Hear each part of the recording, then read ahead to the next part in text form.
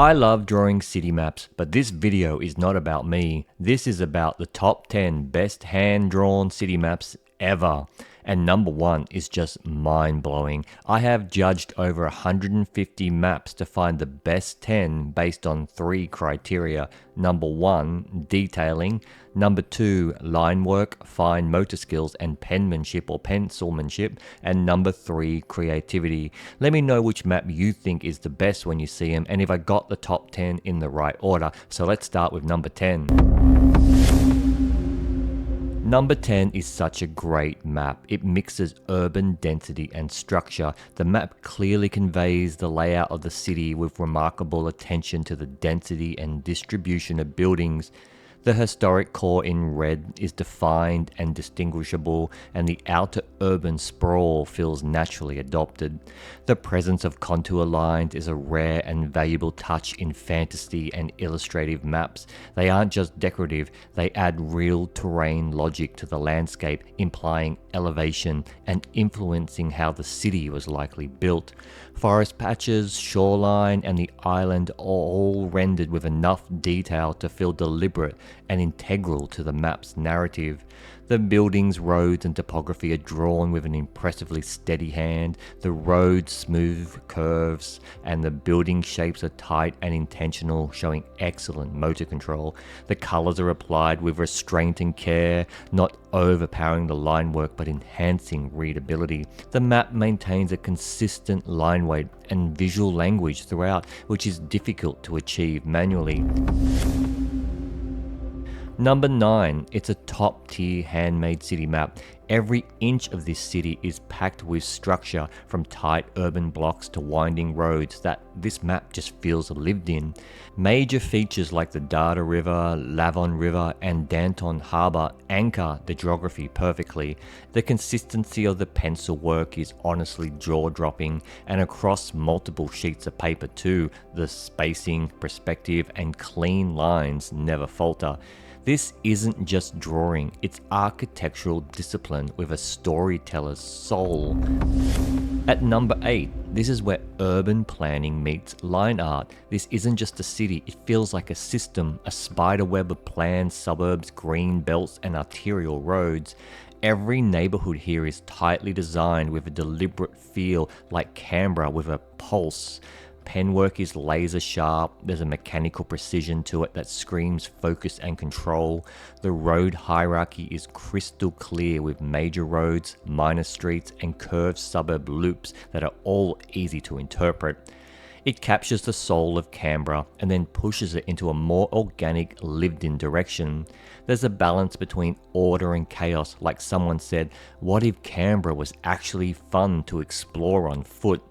Canberra Reimagined blends real-world logic with artistic freedom, and it's why it's at number 8. In at number 7 is the royal city of Patron, where tropical majesty meets Nordic legacy. Located on the Andaman Sea, Patron isn't just a city, it's a cultural crossroads. This is the capital of a fictional country called Honolulu. Layers upon layers of roads, districts, and rivers, all hand-drawn with exceptional control. The Nakuru River splits the city naturally while expressways twist like living arteries. Organically chaotic yet totally plausible, color-coded with rail lines, parks, and government buildings. This feels alive on the page. There's a rail map bonus as well, which adds another level of realism.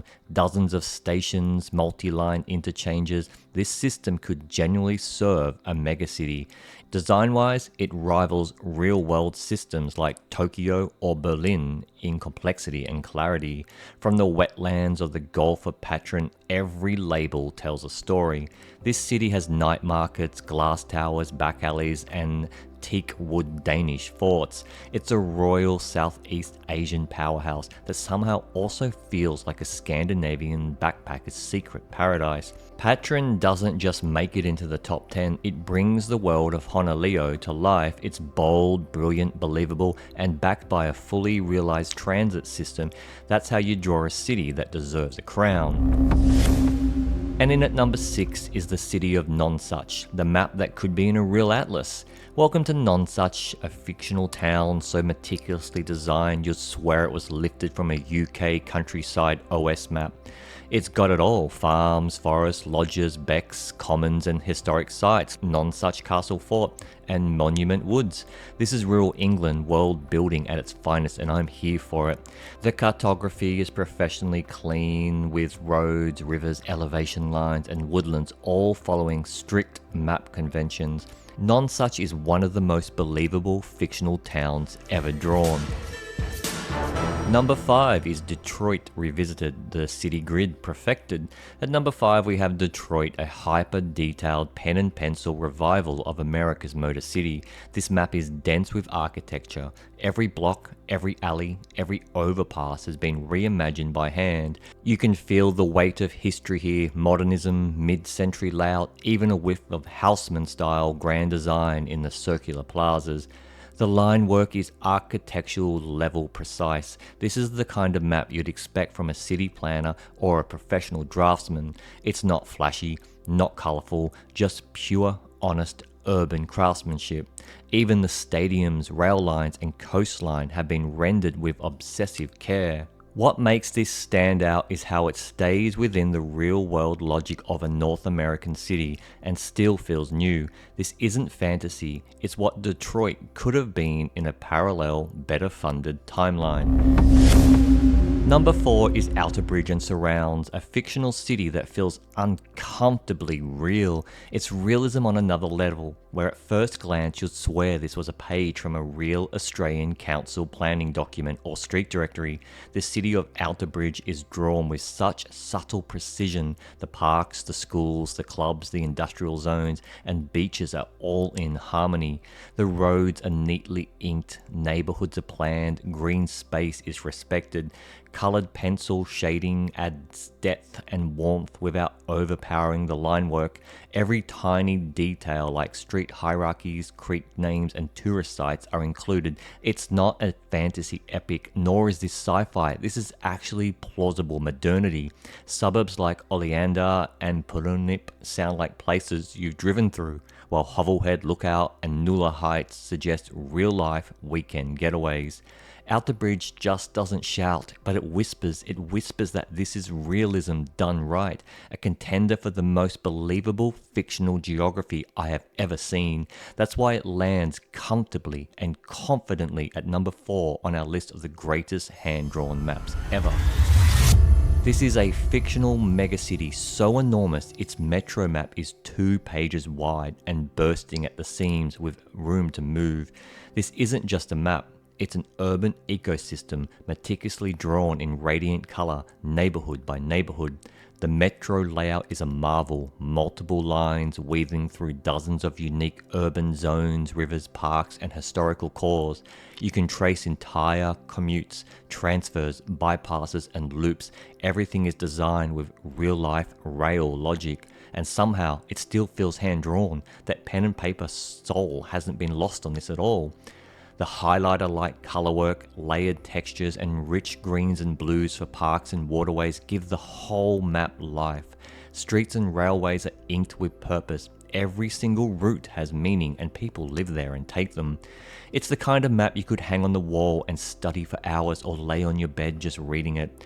Lausch Route isn't just a city, but it's living and breathing and you can feel it. You get the sense of history, sprawl, culture clashes, transport hubs. It's all there.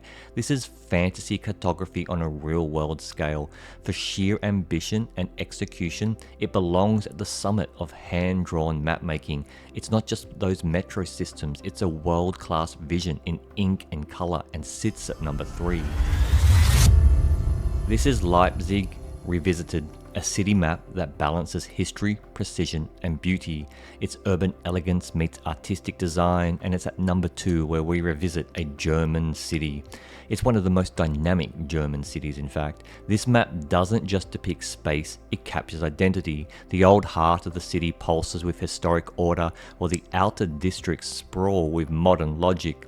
The lines are razor sharp, blocks, boulevards, rail yards and green belts all rendered with clinical accuracy, and the colouring meticulously layered, especially in the parks and forested zones. No marker bleeding, no colour confusion, just clean, controlled brilliance. A massive rail terminal, majestic urban parks, delicate plazas and tight residential quarters. Every element feels real, plausible and lived in. You can almost hear the trams and smell the bakeries. That's how immersive it is.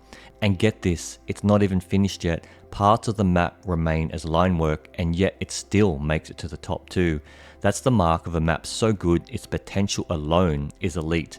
This German city revisited is a masterpiece of modern cartography. It's elegant, it's accurate, it's soulful, and without a doubt, it almost took the crown for the #1 spot.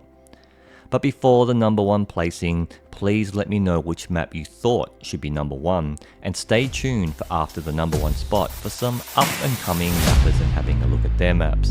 And at #1, we have Hopetown, a hand-drawn city that captures the soul of urban life. A city inspired by Auckland, New Zealand, but reimagined through the pen of a mapmaker with heart, skill, and serious storytelling instincts. At a glance, it's beautiful, but spend a minute here and it becomes something much more, alive, layered, and unforgettable. The urban identity has been done right. At Grace Harbour, it forms the city's spine with the kind of natural harbour geography urban planners dream about. Every district from Redcliffe Estate to Victoria Hill has its own rhythm. You can feel the generational layering, the way cities really grow. It's detail, it has texture, it has emotion. This isn't clean digital perfection, it's raw, expressive ink. The handwriting, the organic curves, the way roads nestle between hills and coastline. It all feels lived in, and yet it's dense with technical detail, freeways, tram lines, film studios, schools, historic zones. Hopetown just doesn't show us a place. It gives us a world to believe in. It balances artistry, realism, emotion, and urban design with effortless grace. That's why it takes the crown as the #1 hand-drawn map. And please don't forget to like this video and comment. And here are the up-and-coming mappers.